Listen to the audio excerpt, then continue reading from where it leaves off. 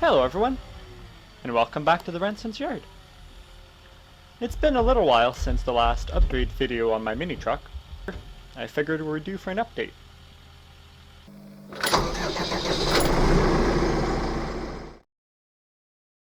Last time my truck was on the channel is when we did the exhaust work, and since then I've worked on the brakes and also did a few things in the interior, and that's what we're gonna get to today.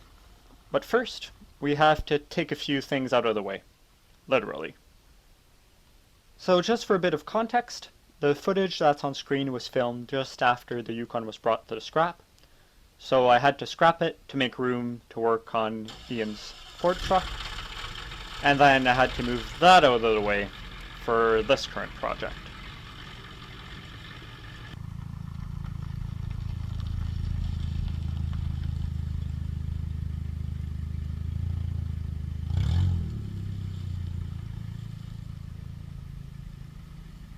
Now, for all you guys that are angrily typing in the comments that a junk Kia is not what I need and that's not what you're here for, just give me 5 seconds.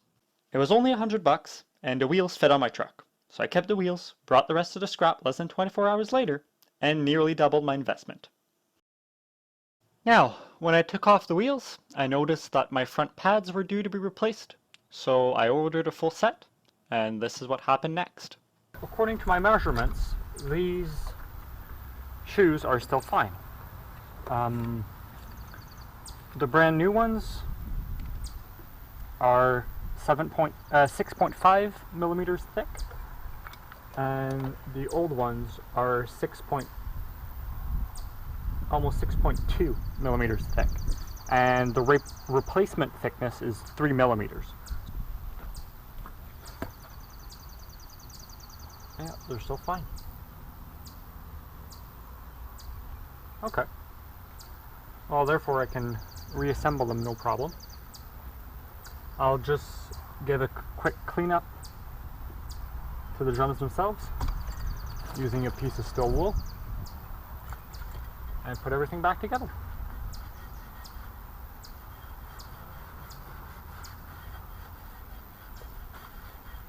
So rear brakes, everything went fantastic. Everything came off easily, just cleaned up and reinstalled. But for the front, this is where the shit really hit the fan. For some pandemic reasons, I couldn't really order the parts out of Japan, or had to wait indefinitely for them to be shipped. Therefore, I tried to match them locally, and the best I could do was to match them with the 1985 Honda CRX. So I went ahead and ordered those parts. Still took about a week to get them, and once I got the box, there was only one in the box. Tried to get explanations, and the best they could say is that they don't know. So I was stuck with only one rotor, and when I tried it on, didn't even fit. A very close fit, but not a perfect fit. So I asked about, and I got someone that was able to machine my old rotors just enough to clean them up. They still had a few millimeters of life on them, so removing half a mil on either side wasn't the end of the world. But then comes the real kicker. I reassemble everything, and my brand new, genuine pads don't fit. Almost fit, but they don't quite snap into their holes. What happened is that the locating pins are 0.2 millimeters wider than on the old ones. So, being kinda desperate to get back on the road, and with no real other options to go with, I just drilled out the locating holes on the calipers so they would fit. Might sound a bit sketchy, but I took my time and they're not loose or anything, so I think everything's gonna be alright. So, now that we can stop with all 4 corners, let's see what we can find in the interior.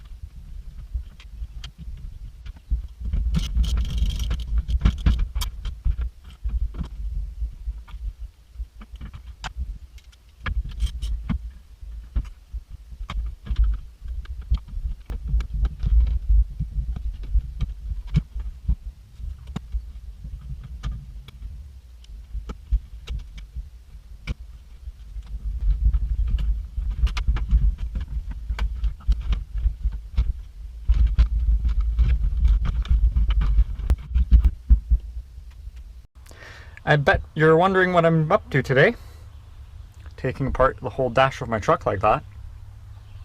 I was having issues with my defrost vents, that they weren't blowing pretty much any air at all on the windshield. Issue being that these plastic vents are all cracked, and some of them, the clips came apart. So it's just blowing hot air inside. Here's my first repair attempt. It's definitely better, but I think I can still improve on this. I decided to use the defroster from my parts Yukon because it's a single piece of plastic and surprisingly enough it fits. I just had to trim the corner vents, the ones that typically go to the side windows. In my case, they don't serve any purpose, so I took those off and now it's a perfect fit. I tipped it onto what would technically be the face vent. That way there's a lot more volume of air that's going to go through the windshield, and being in Canada, that's where I want the air most of the time anyways. And now I'll reinstall the skin as best I can. I'll definitely have to make more holes into it so all that air can vent adequately, and then I'll try to reinstall the vent controls, and I think I'll put the radio above them instead of below. That way I can tuck everything even closer and make a bit more legroom. The camera died as I was reassembling, but this is the result. The radio is now on top of the climate controls, and I even managed to fit a little storage compartment in here. I got that from my parts bin, and it just fit perfectly for the width. I used the heat gun a bit to bend the bottom part, so it would curve around and conform to the rest of the shape of the structure. On top, there's just a giant cutout. It doesn't look that nice, but at least it's functional. I'll probably revisit that when I have time this winter. The radio speakers I now fastened using wing nuts, so I can just put it somewhere and tighten it. That's not permanent either, but I don't really have other speakers for now, and my doors are too thin to put the speakers in there. Next up, now that I had moved a bunch of stuff on the inside, I was able to modify this bottom bracket here to pull the whole structure closer to the firewall in front. And then I cut off about a ½ inch in this area and quite a bit more in this left corner here. I cut a few inches off here and into here, so now I have a bit more legroom, especially when I swing my feet in and out when I'm wearing my big work boots. So overall, as usual, it took quite a bit longer than I thought it would, but I'm satisfied with the result, especially this radio and storage unit, because now I have my radio controls much closer to the steering wheel and I don't have to take my eyes off the road, either to switch songs or to answer a phone call. So that's fantastic. And the storage unit is always welcome, since there's so little storage spots in this truck. So it's really nice to keep the necessities as my insurance paperwork and a face mask. Because yeah, that's a necessity nowadays. Anyways, I hope you guys enjoyed this video. And as usual, thank you so much for watching.